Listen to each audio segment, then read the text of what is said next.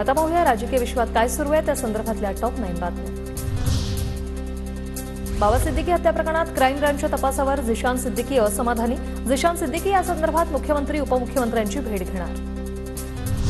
भाजप नेते सुधीर मुनगंटीवारांनी अजित पवारांची भेट घेतली। चंद्रपुरातील आंतरराष्ट्रीय पर्यावरण संमेलनासंदर्भात भेट घेतल्याची माहिती। विधानसभा निवडणुकीत फटका बसल्यामुळे महायुतीला बदनाम करण्याचं काम। लाडकी बहीण योजनेवरील टीकेवरून शिवेंद्रराजे भोसलेंचं प्रत्युत्तर।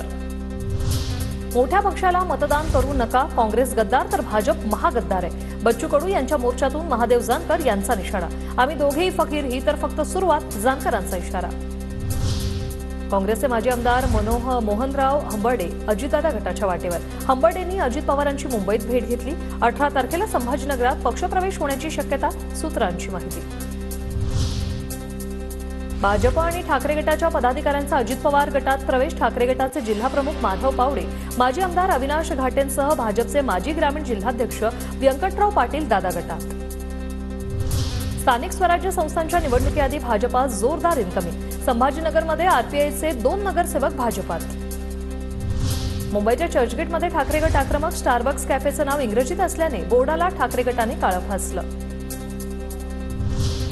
दिल्ली विधानसभेच्या 70 जागांसाठी निवडणूक जाहीर। 5 फेब्रुवारीला मतदान तर 8 फेब्रुवारीला मतमोजणी होईल। आप, काँग्रेस आणि भाजपमध्ये तिरंगी लढत होणार।